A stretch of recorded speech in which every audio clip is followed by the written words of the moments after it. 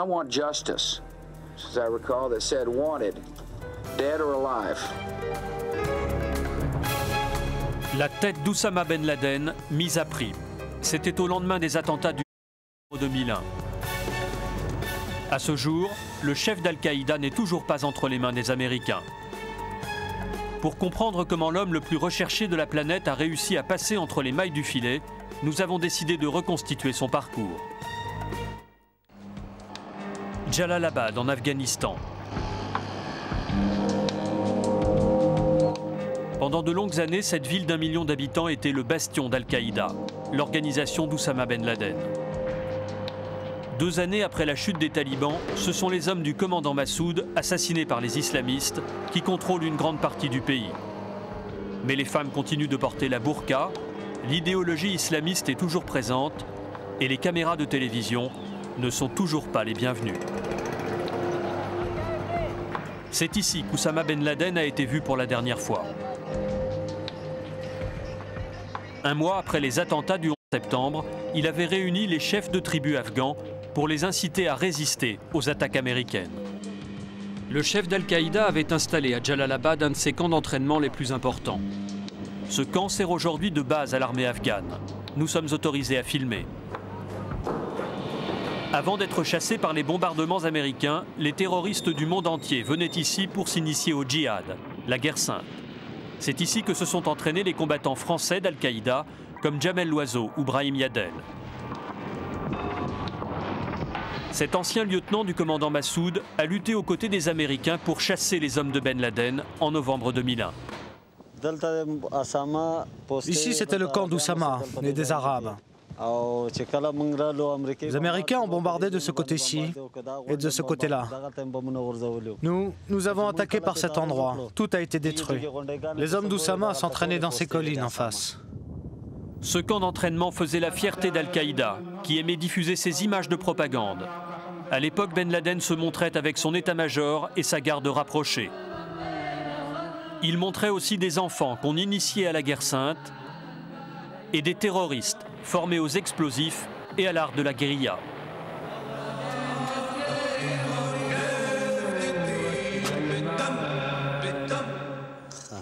Deux ans après la fuite de Ben Laden, il ne reste plus que des vestiges de cette époque. Un dépôt de munitions avec quelques roquettes et un conteneur qui servait de prison. Écrit en arabe égyptien, on peut encore lire « Ne t'inquiète pas, nous aimons la couleur du sang ». Ben Laden réunissait souvent ses hommes sur cette terrasse, face au lac. C'est probablement ici que l'attaque contre les tours du World Trade Center a été décidée.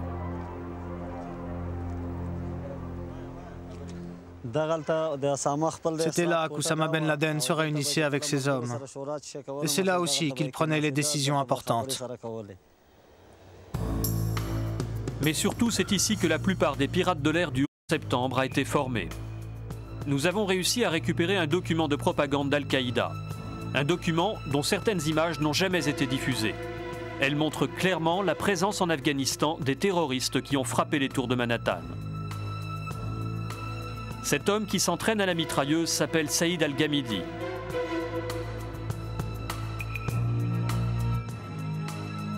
Parmi les 19 pirates de l'air, voici ce Saoudien de 22 ans. Il était à bord du vol United Airlines qui s'est écrasé en Pennsylvanie. Dans ce film, on voit également, et pour la première fois, 3 autres pirates de l'air réunis dans une maison quelque part en Afghanistan. Ces 3 hommes étaient à bord des avions qui ont explosé sur le sol américain. Hamza Al-Ghamidi, 25 ans. Il était dans le Boeing qui s'est écrasé sur la tour sud. Walid Al-Shéri, 27 ans. Il avait pris place dans l'avion qui s'est jeté sur la tour nord.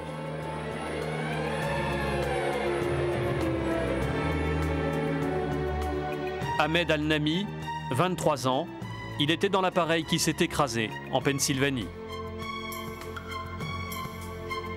Une voix enregistrée nous explique que tous ces pirates de l'air sont ensemble dans cette maison pour préparer les attentats du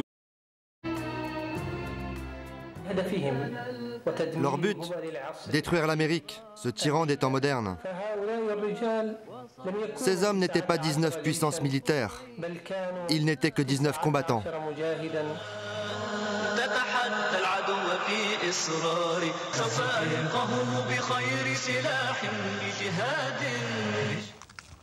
Sur cette base militaire de Jalalabad, Ben Laden possédait la force de frappe d'un chef de guerre. Il avait même des chars, ces chars aujourd'hui récupérés par ses ennemis, les hommes du commandant Massoud qui constituent l'Alliance du Nord.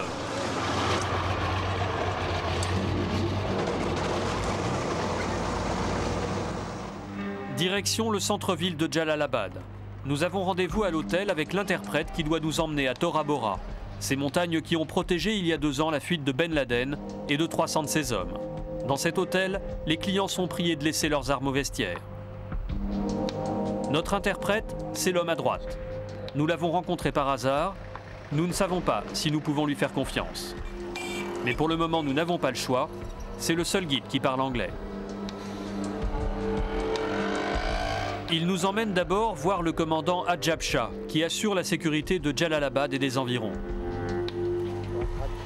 Ce commandant a participé à toutes les batailles contre les talibans et Al-Qaïda. Pour aller à Tora Bora, nous avons besoin de son autorisation. Tu leur dis que leur présence est importante pour nous. On est responsable de leur sécurité. Jalalabad est très populaire, mais c'est une ville très dangereuse. S'il leur arrive quelque chose de mal, ce sera la honte pour nous tous. Le commandant propose de nous faire accompagner par ces hommes afin qu'ils assurent notre sécurité. Là encore, difficile de refuser. Mais les regards qu'ils portent sur nous ne sont pas très encourageants. La route vers les montagnes est longue et dangereuse. Bandits de grand chemin et terroristes y tentent souvent des embuscades. À 1 heure de route de Jalalabad, la maison de Ben Laden. Un palais, si l'on en croit les Afghans qu'il avait visités. Le chef d'Al-Qaïda avait fait construire ces bâtiments. Les bombardements américains les ont transformés en ruines. Les hommes censés assurer notre sécurité ne sont pas dans un état normal. Depuis le départ, ils fument du cannabis. Visiblement, leur esprit est ailleurs. Nous reprenons la route. Mais très vite, une crevaison nous oblige à nous arrêter. Sur le moment, nous ne comprenons rien à ce qui se trame autour de nous. C'est à notre retour à Paris, après traduction, que nous comprendrons que ces hommes sont en train de réfléchir à la façon de nous éliminer. Demande si on le fait maintenant ou si on attend. Non, on attend. Moi j'ai envie de le faire maintenant. Non, attends. J'ai envie de lui éclater la tête sous la voiture. Il est proche du véhicule, mais il est tranquille. Attention, ce sont des Arabes. Celui-là, c'est un Arabe? Oui. Et l'autre, c'est qui? L'autre, c'est un Français. L'hostilité de ces hommes s'explique facilement. Leur ancien chef, le commandant Massoud, a été assassiné par ces terroristes arabes qui s'étaient fait passer pour des journalistes. Peut-être nos gardes du corps ont-ils l'idée de se venger en se débarrassant de nous. Pour l'heure, nous ne comprenons pas leurs propos, mais nous sentons que l'atmosphère est tendue. La roue réparée, nous repartons sur les traces de Ben Laden. L'un de nous est dans la cabine du pick-up, l'autre, à l'arrière, filme le paysage. Un des hommes a dirigé vers nous le canon de sa Kalachnikov. La caméra tourne et enregistre un surprenant dialogue entre les deux miliciens. De qui tu parles?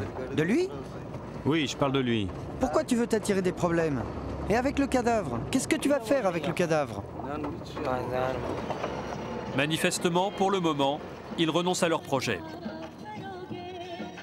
Nous arrivons au pied des montagnes de Tora Bora.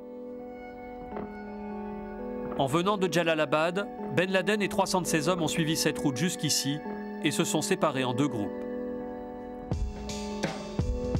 Le gros de la troupe est parti par la route de gauche, relativement carrossable. Ils ont été exterminés par les bombardements américains.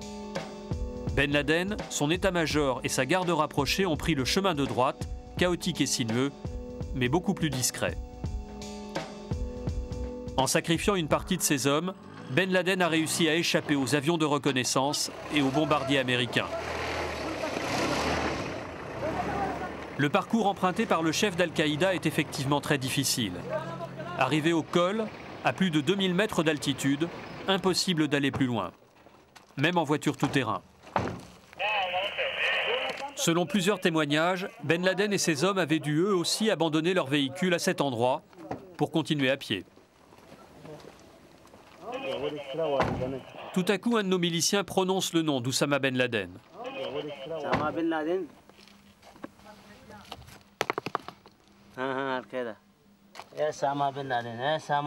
Voici le traitement que ces hommes rêvent d'infliger à Ben Laden et à ses fidèles. Le comportement de nos accompagnateurs est toujours inquiétant. D'ailleurs, nous surprenons notre traducteur, à gauche de l'écran, en train de faire des signes à un milicien en désignant du doigt l'un de nous, entouré en rouge. Il approche une balle de son front et mime une exécution. Mais les deux hommes s'aperçoivent que nous les filmons. Ils font comme si de rien n'était. Quelques minutes plus tard, un appel du commandant Ajab Shah, celui que nous avons rencontré à Jalalabad. Alors comment ça va là-haut? Ça va bien, mon commandant. Écoute-moi bien, tu dois leur faciliter la tâche. Ne t'en fais pas, je suis fatigué, mais c'est pour toi que je le fais. Je ne veux pas t'entendre te plaindre. Tu dois les aider, c'est un ordre. Cet appel va nous sauver la vie. Les miliciens continuent de fumer du cannabis, mais ils renoncent à leur projet.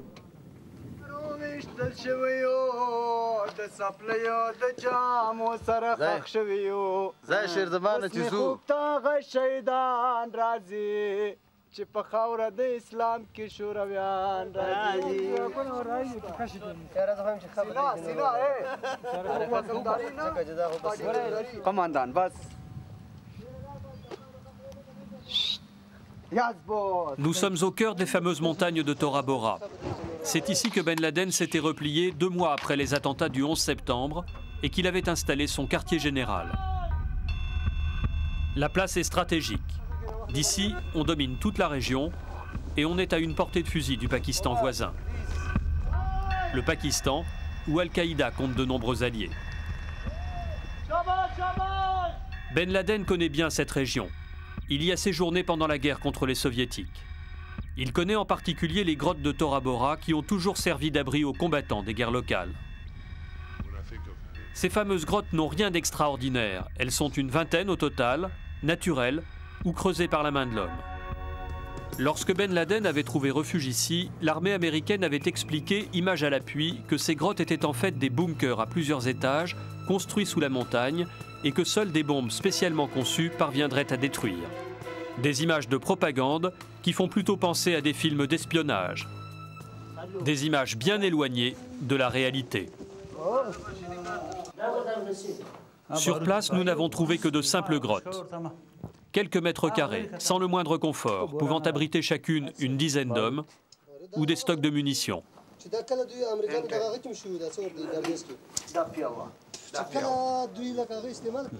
Quelques armes témoignent encore du passage des troupes d'Al-Qaïda.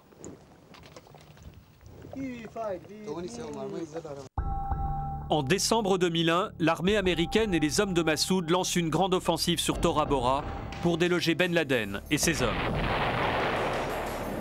L'aviation américaine largue des tonnes de bombes. Chars et fantassins finissent le travail au sol. La bataille est longue, elle dure plusieurs semaines. Le chef de groupe qui nous accompagne a participé au combat aux côtés des Américains.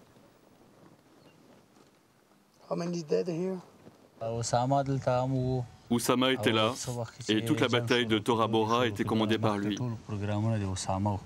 Il y a eu beaucoup de prisonniers, mais la plupart des combattants se sont enfuis. Les hommes d'Al-Qaïda sont délogés, mais une fois de plus, Ben Laden réussit à échapper aux Américains. Après 12 heures de marche, le milliardaire saoudien et une centaine de ses hommes, pourtant encerclés par les Américains, réussissent à trouver leur chemin à travers ces montagnes et à atteindre le Pakistan, un pays où Ben Laden compte de nombreux soutiens. Ils arrivent par petits groupes à Parachinar, le premier village sur le territoire pakistanais. Selon plusieurs témoignages, Ben Laden et ses hommes se séparent alors pour se réfugier dans différentes régions du Pakistan. Officiellement, les Américains perdent sa trace à ce moment-là. Nous sommes alors en janvier 2002. Depuis cette date, Ben Laden a été signalé dans plusieurs grandes villes pakistanaises. Karachi, la capitale économique du Pakistan. L'une des plus grandes villes du monde, 17 millions d'habitants entassés les uns sur les autres. L'endroit idéal pour passer inaperçu au milieu de la foule. La présence de Ben Laden à Karachi a été signalée par les services secrets américains au début de l'année 2002. Depuis les attentats du 11 le président pakistanais Pervez Musharraf assure aux Occidentaux que son pays lutte réellement contre le terrorisme. Mais en réalité, les islamistes les plus radicaux agissent en toute liberté au Pakistan. Karachi est d'ailleurs un fief islamiste réputé et les médias étrangers ne sont pas les bienvenus. C'est dans cette ville qu'en janvier 2002, un journaliste américain, Daniel Pearl, a été kidnappé et égorgé dans des conditions encore non élucidées. C'est ici également que 11 ingénieurs français ont été tués en mai 2002 dans un attentat devant l'hôtel Sheraton. C'est ici enfin qu'un attentat à la voiture piégée contre le consulat américain a tué 12 personnes et blessé une centaine d'autres en juin 2002. Depuis, le consulat américain est transformé en forteresse. À peine arrivés à notre hôtel, nous allons avoir la surprise d'assister à un ballet insolite. D'abord, nous recevons la visite d'un Pakistanais qui se présente comme un homme d'affaires et qui prétend vouloir nous aider. À l'évidence, c'est un agent des services secrets qui essaye d'en savoir plus sur nos intentions. Nous le filmons en caméra cachée. Ici, c'est très dangereux. Vous pouvez bouger sans nous en informer, mais dans ce cas, personne ne sera responsable de votre sécurité ou de votre vie. Le message est clair. S'il nous arrive malheur, nous ne pourrons nous en prendre qu'à nous-mêmes. De retour dans nos chambres, un autre visiteur se fait annoncer. Cette fois, c'est un membre des services de renseignement français. Bon, on est désolé de vous déranger. Non, mais je vous en prie. Installez-vous. La caméra cachée tourne à nouveau. Alors, attention, vous êtes quand même à Karachi. Hein. Oui. Avant vous, il y avait quelqu'un d'autre qui était passé et qui n'a pas eu l'occasion de faire son article. Daniel Pearl. Vous vous souvenez de Daniel Pearl? Oui. Il a fonctionné aussi à peu près de la même façon que vous. C'est-à-dire qu'il a cherché, il a essayé d'obtenir des informations sur le terrorisme, sur certains groupes djihadistes, etc. Et ça n'y a pas réussi. Donc, vous allez rentrer dans un milieu qui est quand même sensible, très sensible. Et ici, tout se sait. Ça fait 17 millions d'habitants, mais tout se sait. Ici, tout se sait. En quelques heures, tous les espions de la ville sont au courant de notre présence. Et ce n'est pas fini. Le défilé continue. Cette fois, c'est la police pakistanaise qui nous attend dans le hall.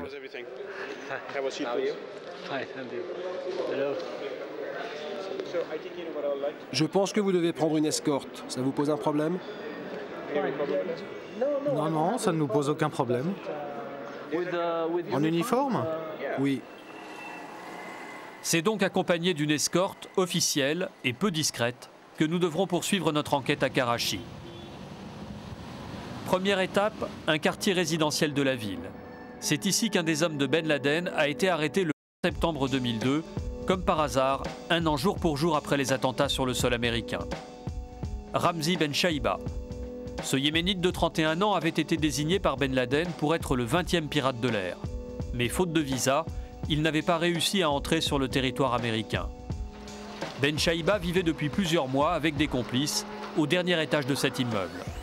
Les services secrets pakistanais le savaient, mais préféraient l'ignorer. Ce n'est qu'à la suite de fortes pressions américaines qu'ils ont décidé de l'arrêter.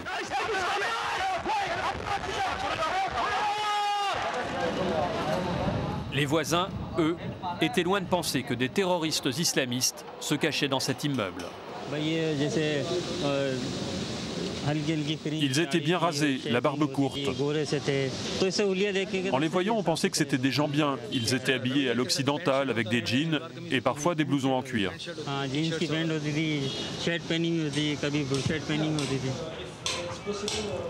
L'arrestation des hommes de Ben Laden avait provoqué quelques dégâts dans l'appartement. Un an après, les autorités pakistanaises essayent d'en effacer les traces. Mais malgré cette arrestation, des dizaines d'autres terroristes se promènent librement dans la ville. Nous avons rendez-vous avec l'un d'entre eux.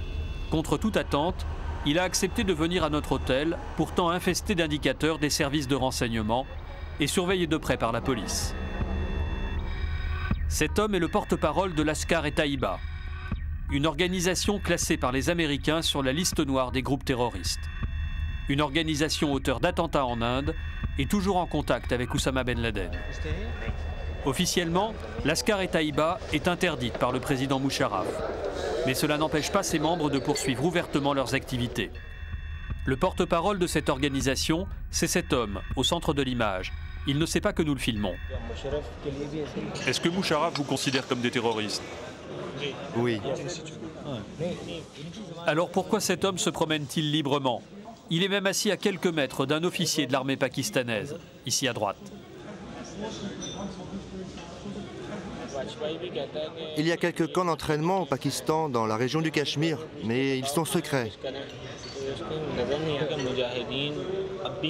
Les Moudjahidines viennent s'y former avant de partir pour des opérations. Le Coran nous enseigne de faire le djihad contre les Juifs et les croisés parce qu'ils sont nos ennemis. Cet homme tient le discours habituel des intégristes musulmans. Habituel depuis qu'une fatwa a désigné les Occidentaux comme la cible principale de la guerre sainte, le djihad. Cette fatwa a été émise dans la grande mosquée de Karachi, la célèbre mosquée de Binori Town. C'est vendredi, le jour de la prière, nous entrons avec notre caméra cachée. Le prêche de l'imam est on ne peut plus clair. Écoutez bien ce discours, ce n'est pas vraiment un message de paix.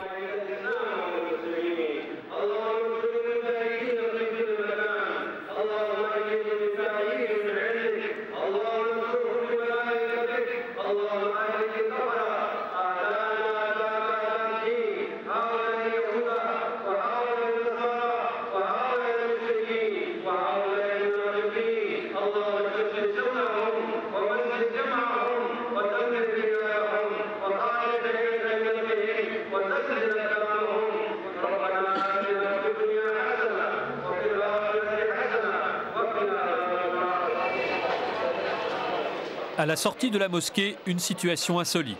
À gauche de l'écran, des policiers. Quelques mètres plus loin, les hommes d'une organisation terroriste proche d'Al-Qaïda. Ils sont en train de récolter de l'argent pour le djihad, au vu et au su de tout le monde.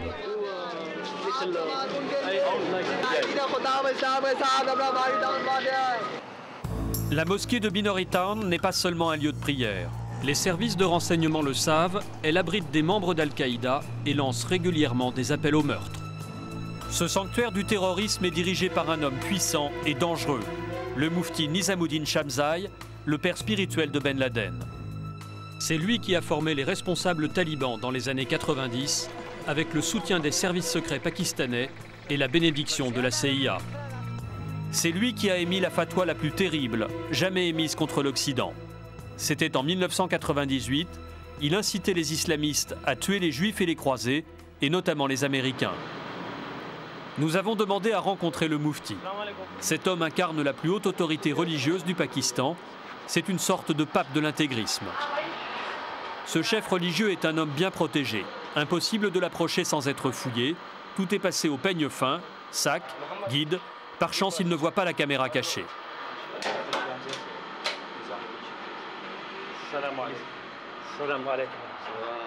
Il nous accueille chez lui. Mais malgré les sourires, l'atmosphère reste tendue. Il rencontre peu de journalistes. Et comme tous les islamistes, déteste les caméras. Il refuse d'être filmé.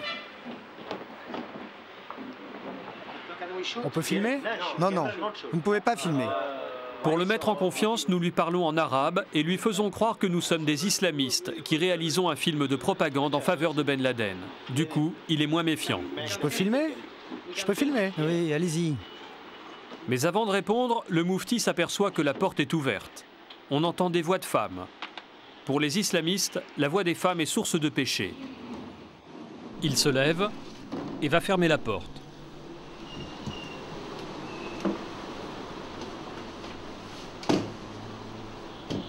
À double tour. D'abord, il accepte de nous expliquer pourquoi il a lancé sa fatwa contre les Occidentaux.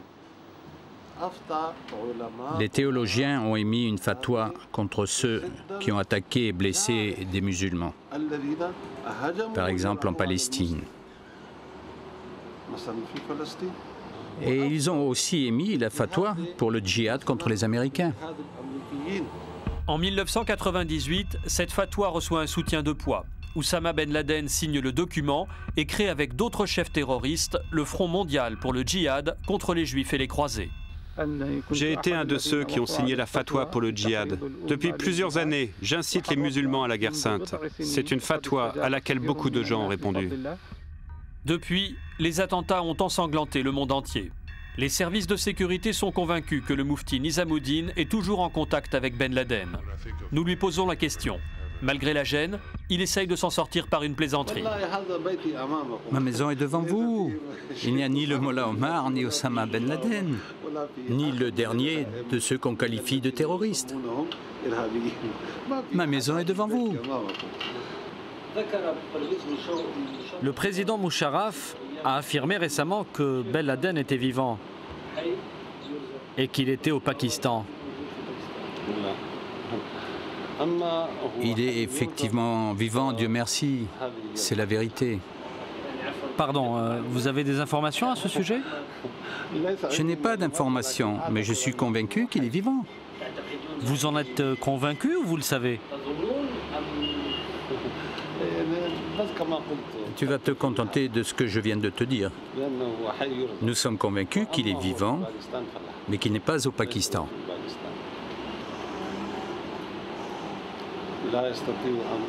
L'Amérique n'arrive pas à savoir où il est. Comment veux-tu que je le sache, moi? Nous n'avons pas la technologie des Américains. Mais il est plus proche de vous que des Américains. Les Américains sont ses ennemis. Ce n'est pas votre cas. Il est vrai que c'est un musulman que nous aimons beaucoup. Et comme je l'ai déjà dit, il est vivant, Dieu merci. Mais il n'est pas au Pakistan. Il serait en Afghanistan, par exemple? On ne peut pas situer où il se trouve exactement. Mais il est vivant. Le moufti est catégorique. Ben Laden est vivant, mais il n'en dira pas plus. Sa mosquée présente une autre particularité. Elle abrite une université coranique qui forme les talibans et façonne l'idéologie des terroristes venus du monde entier. Nous ne sommes pas les bienvenus.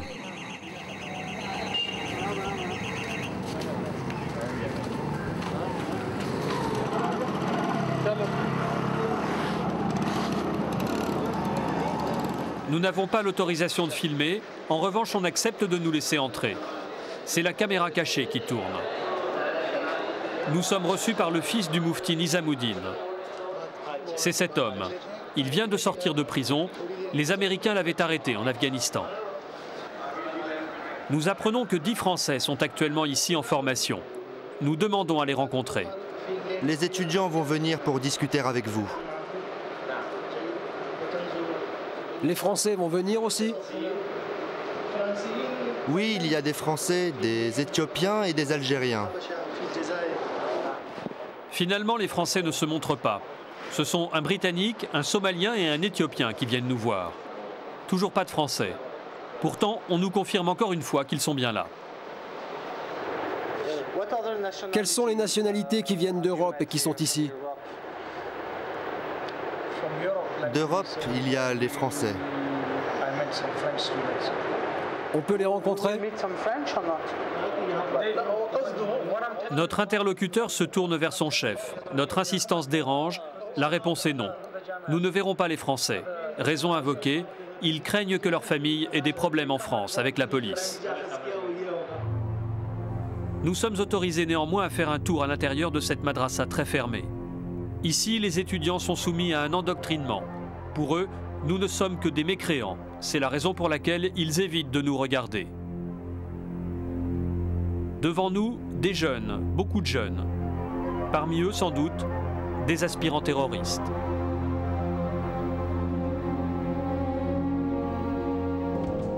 Nous quittons Karachi avec la conviction que Ben Laden est toujours vivant et qu'il compte de nombreux soutiens dans la ville. Mais la présence du chef d'Al-Qaïda avait été signalée fin 2002 dans une autre ville pakistanaise, à 600 km au nord, Quetta, une grosse bourgade proche de l'Afghanistan. Quetta est un des endroits où des talibans et certains membres d'Al-Qaïda sont venus se réfugier après l'offensive américaine. Nous allons essayer de les rencontrer.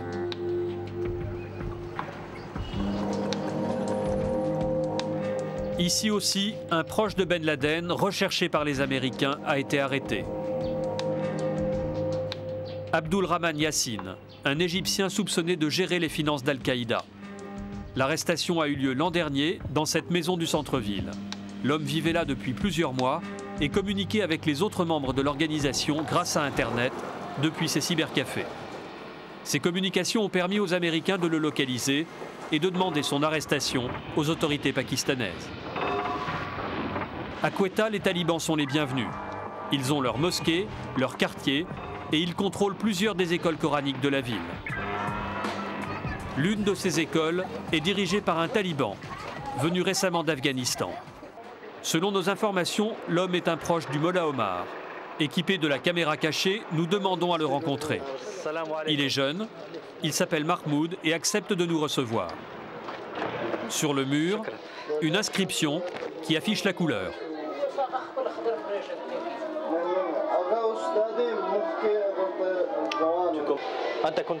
Tu étais en Afghanistan avant? Oui, j'étais à Kandahar et à Kaboul.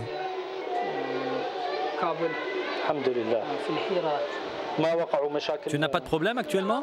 Non, aucun problème. En ce qui concerne les Arabes, sache qu'ils sont bien protégés dans les zones tribales et dans plusieurs autres endroits. Est-ce que vous pensez que le Mollah Omar et Oussama Ben Laden vont bien? Inch'Allah, ils vont bien. Tout va bien.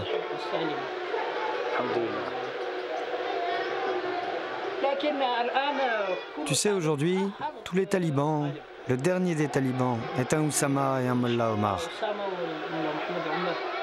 Nous demandons à filmer les élèves de cette école coranique. Au Pakistan, beaucoup de parents refusent d'envoyer leurs enfants dans les écoles tenues par les talibans. Ils ont la réputation d'abuser des jeunes garçons qui leur sont confiés. Curieusement, le cours dispensé ce jour-là porte sur une question sexuelle. Persuadé que nous ne comprenons pas, le taliban tient un discours sidérant. Leçon numéro 16. Si les hommes se mettent quelque chose sur le sexe,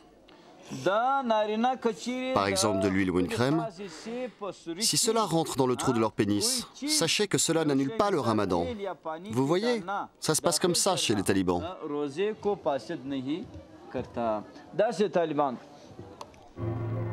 Étrange propos de la part d'un professeur de religion s'adressant à des enfants de moins de 10 ans. Et ce n'est pas tout. Le cours continue. Cette fois, le professeur parle des femmes. Manifestement, la question le préoccupe beaucoup. S'il y a une femme qui traverse devant vous et que vous voyez une partie de son corps, une partie très spéciale de la femme, il peut arriver que vous imaginiez quelque chose de sexuel et que vous éjaculiez. Vous pouvez continuer à faire votre ramadan. Vous voyez, les talibans ne sont pas durs. Ça se passe comme ça chez les talibans. Ça se passe comme ça chez les talibans et ça se passe aussi de commentaires. Tout ceci ne les empêche pas de se consacrer à l'essentiel, apprendre la haine et inciter les enfants à prendre les armes. Ici, on forme aussi les futures générations de terroristes. Êtes-vous des Moudjahidines? Oui. Qui est Moudjahidine? Qui sont parmi vous ceux qui combattent dans le sentier de Dieu?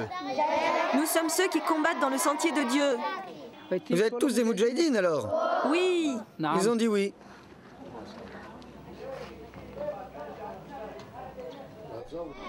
Des écoles comme celle-ci, il y en a 35 000 au Pakistan.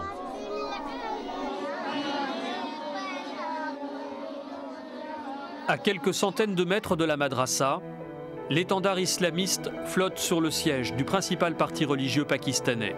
Le chef spirituel de cette ville est un personnage très important dans le monde intégriste, Mohamed Nour, un ami personnel et conseiller politique du Mollah Omar, le chef des talibans. Pour lui, le djihad ne vise pas seulement les Américains. Les Américains et leurs alliés sont tous en danger. Et est-ce que parmi les alliés de l'Amérique, vous comptez la France aussi? Ce sont tous des mécréants. La France n'est pas avec nous, ni avec les musulmans. La France ne combat pas les Américains. Mais tuer des Français au Pakistan n'est pas permis. Et tuer des Français en France, c'est permis ou pas?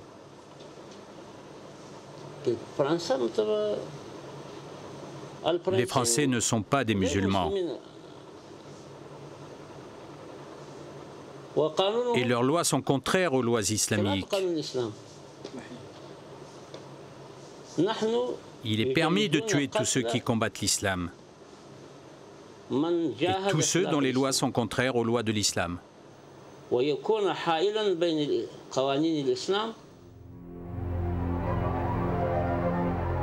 Ce chef religieux est de ceux qui ont des contacts avec le Mollah Omar et probablement aussi avec Ben Laden. Le président Musharraf a dit depuis quelques mois que le cheikh Oussama Ben Laden était vivant. Nous ne savons pas où est le cheikh Oussama. Et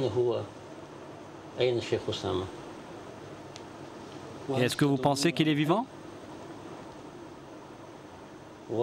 Ses amis disent qu'il est vivant. Qui sont ses amis? Ses amis les talibans. Et le Mollah Omar? Il est vivant aussi. Le Mollah Mohamed Nour n'en dira pas plus. Par contre, il ne l'a pas caché, la menace terroriste est toujours aussi présente. Ce ne sont pas quelques arrestations des membres d'Al-Qaïda qui l'ont fait disparaître.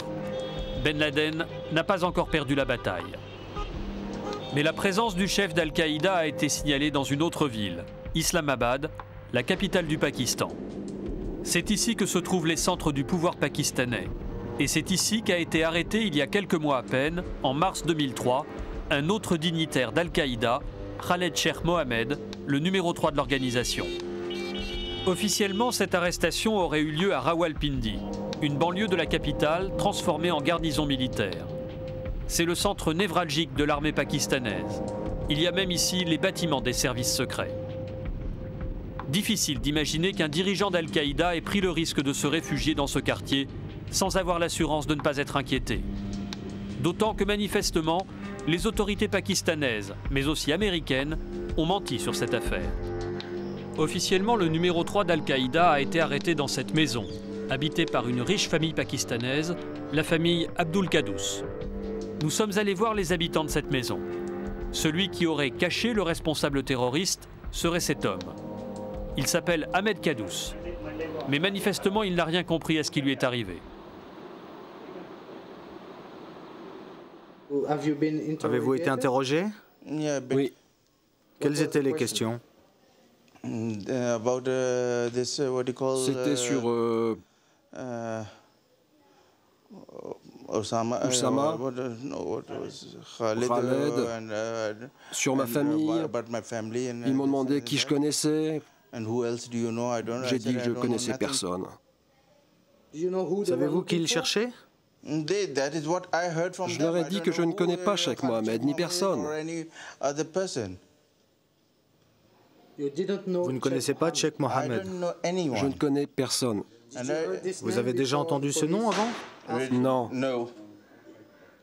Vous n'avez rien à voir avec Al-Qaïda? Non. Vous n'avez rien à voir avec les terroristes? Non. Selon nos informations, Le numéro 3 d'Al-Qaïda était caché tout simplement dans la maison d'un officier des services de renseignement pakistanais. À cette époque, il aurait même eu des contacts fréquents avec Oussama Ben Laden. Nous cherchons à confirmer ces informations très graves qui, une fois de plus, mettent en lumière le double jeu du régime pakistanais. Nous demandons à notre guide d'obtenir un rendez-vous avec un officier important des services secrets. Le jour même, un colonel est prêt à nous recevoir, mais hors caméra. Nous allons le rencontrer.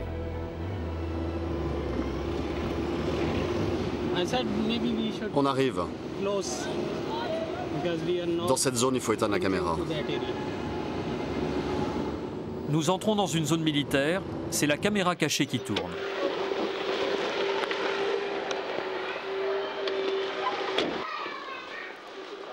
Le colonel nous attend à son domicile. Il habite un quartier réservé aux officiers de l'armée. Il occupe un poste de premier plan dans les services secrets. Cet homme est un spécialiste du terrorisme. Pour enregistrer la conversation dans de meilleures conditions, nous simulons une quinte de toux afin qu'il arrête le ventilateur. D'abord, il nous confirme que les autorités ont menti sur le lieu de l'arrestation du numéro 3 d'Al-Qaïda. Je vous parle de ce leader d'Al-Qaïda. Peut-être qu'il n'a pas été arrêté ici, et je suis même sûr qu'il a été arrêté ailleurs. Il est vrai que tout cela n'est pas très clair. Avant son arrestation, le numéro 3 d'Al-Qaïda aurait bien été protégé un temps par les services secrets pakistanais. Le colonel nous confirme également une information importante. Oussama Ben Laden pourrait se cacher au Pakistan. Vous savez, le Pakistan possède plusieurs régions qui ne sont pas sous son contrôle. Ce sont des zones tribales. Ces tribus pensent qu'elles sont indépendantes, mais pas le Pakistan. Mais je dois vous dire que là-bas, tout est possible. Je pense personnellement qu'Oussama Ben Laden est caché dans ces zones tribales. Rien d'étonnant. En réalité, cela fait plus de 20 ans que les services secrets pakistanais entretiennent des liens étroits avec Ben Laden. Nous allons voir un autre dignitaire pakistanais qui a toujours soutenu lui aussi les islamistes. Le général Hamid Gul. Il a été à la tête des services secrets. Il connaît Ben Laden depuis longtemps et on le considère comme un de ses principaux alliés au Pakistan. L'homme n'est plus en activité, mais il reste influent. Avez-vous déjà rencontré Oussama Ben Laden? Oui, à 2 reprises, au Soudan, en 1993, et une autre fois en 1994. Comment est-il? Il est timide, sensible, intelligent. Acceptez-vous que le djihad soit considéré comme du terrorisme? Non, le djihad est très noble. C'est un mouvement de libération. Au Pakistan, les dignitaires du régime défendent les thèses intégristes. Ceci explique en partie pourquoi ce pays n'a jamais engagé réellement de lutte antiterroriste. Les services secrets soutiennent et financent tous les partis religieux. Et justement, le porte-parole de ces partis religieux, c'est cet homme. Il s'appelle Maulana Fazlur Rahman. Nous avons rendez-vous avec lui. Heureuse coïncidence, nous arrivons en plein conclave. Ici, il n'y a que des amis proches de Ben Laden et du Mollah Omar. Toute la fine fleur des idéologues du terrorisme international. Et comme d'habitude, ils n'aiment pas les caméras. Dans cette assemblée, nous retrouvons bien entendu Nizamuddin, le moufti de la mosquée de Binori Town, à Karachi. Celui qui a lancé la fatwa qui a ensanglanté le monde.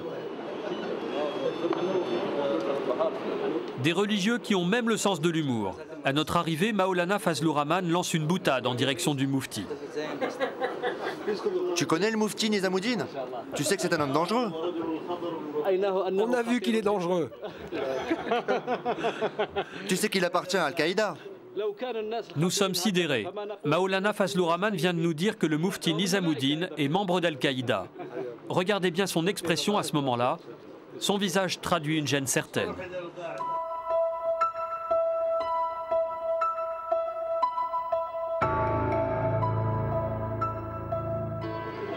Lorsque nous l'interrogeons, Maulana Fazlur Rahman ne plaisante plus. Il reste sur la défensive et répond à peine. Première chose, on ne sait pas ce qu'est Al-Qaïda. Qu'est-ce qu'Al-Qaïda? On nous a mis devant le fait accompli, l'abstrait.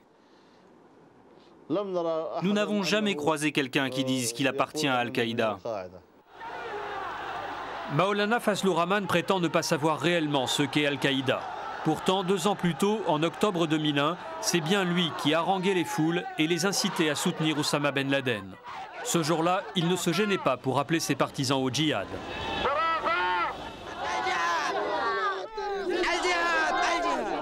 Cette manifestation avait eu lieu à Peshawar, près de la frontière avec l'Afghanistan. Une ville où la présence de Ben Laden a également été signalée il y a quelques mois. Peshawar, la ville des ombres. Ici, depuis quelques mois, les partis religieux ont imposé la loi islamique, la charia. Comme à Kaboul, au temps des talibans, les femmes, quand elles sortent, doivent porter la burqa, la musique est bannie et la rue appartient aux hommes. Tous ceux que nous avons rencontrés au cours de cette enquête nous ont affirmé que Ben Laden est bel et bien vivant et qu'il dirige ses opérations depuis une zone de repli située à la frontière entre le Pakistan et l'Afghanistan. Jamel Ismail est un ancien journaliste d'Al Jazeera, la télévision de l'Émirat du Qatar. Il a rencontré Ben Laden il y a 20 ans et il est connu pour avoir réalisé plusieurs interviews avec le responsable terroriste. Il l'aurait même rencontré récemment. Où et quand avez-vous rencontré Ben Laden pour la dernière fois? Excusez-moi, mais je ne peux pas répondre à cette question. Le journaliste se montre discret, mais il accepte tout de même de nous donner quelques indices. Tous ces mouvements sont entourés de secrets et personne ne peut savoir s'il est ici ou là. Il est possible qu'il se soit installé dans les zones tribales du côté pakistanais. Et ma conviction est que la plupart de ces tribus considèrent que la protection de Ben Laden est un honneur pour eux. Ils le considèrent comme le combattant et le héros de l'islam qui a bravé la tyrannie américaine. Ben Laden serait donc dans les zones tribales, une information qui confirme celle que nous avons recueillie tout au long de cette enquête. Les zones tribales, une zone de non-droit, une région du Pakistan où police et armée ne sont pas autorisés à entrer. Ces zones tribales sont au nombre de 6, situées à la frontière de l'Afghanistan. Les tribus fabriquent elles-mêmes leurs armes et décident de leurs lois. Les échoppes sont remplies d'armes de guerre et de munitions. Ici, ne pas être armé, c'est ne pas être un homme. Ces tribus se font souvent la guerre et respectent un code d'honneur difficile à décrypter. Les étrangers qui rentrent clandestinement dans ces régions sont soit kidnappés ou, dans le meilleur des cas, rackettés. L'endroit idéal pour se cacher. De nombreux membres d'Al-Qaïda se seraient installés dans une région bien particulière de ces zones tribales, le Waziristan. C'est là, au milieu des siens, que Ben Laden aurait trouvé refuge, même s'il lui arrive parfois de sortir de sa tanière.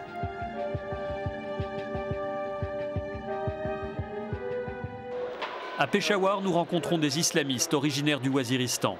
Ils ignorent que nous les filmons et confirment la présence des troupes d'Al-Qaïda dans le secteur.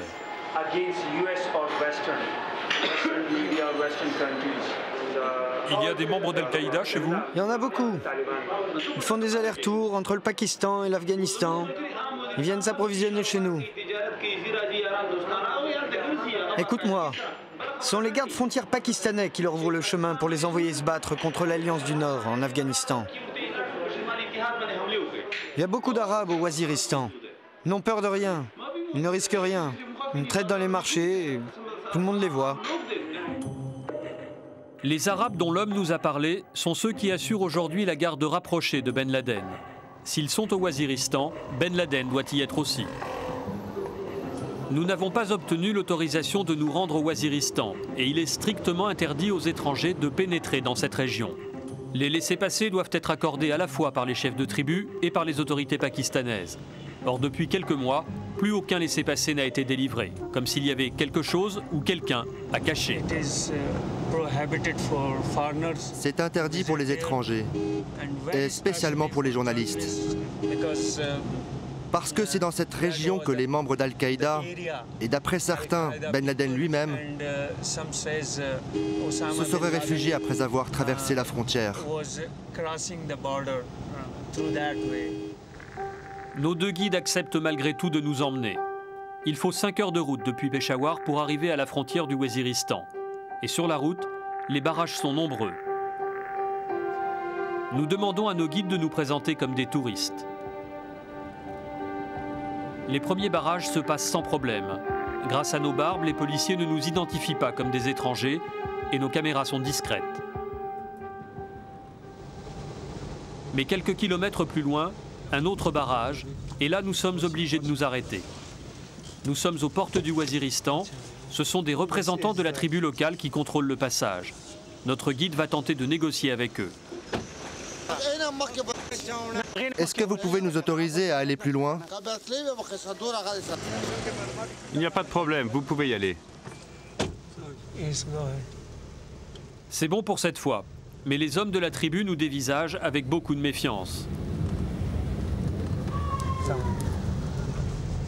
10 km plus loin, nouvel arrêt. Notre guide va essayer cette fois encore d'obtenir l'autorisation de passer. Nous filmons discrètement depuis la voiture.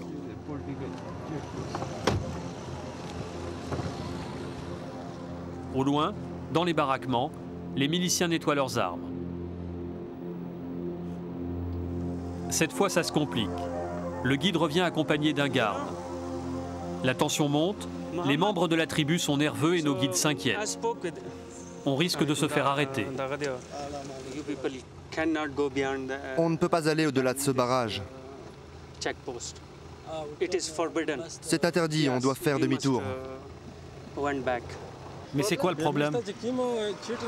Mes chefs vont me poser des problèmes si je vous laisse filmer de l'autre côté, faut me comprendre.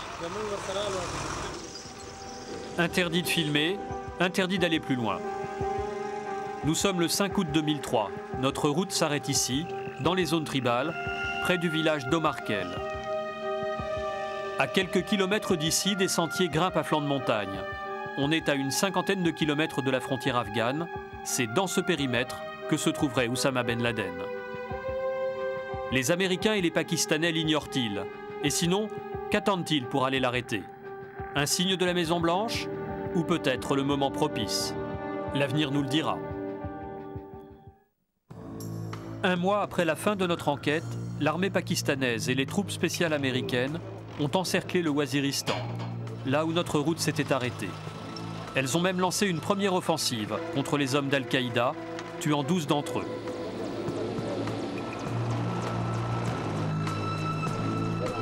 Mais le 10 septembre 2003, 2 ans presque jour pour jour après les attentats de New York et de Washington, Oussama Ben Laden réapparaît sur une cassette diffusée par les télévisions du monde entier. Une nouvelle fois, il menace l'Occident.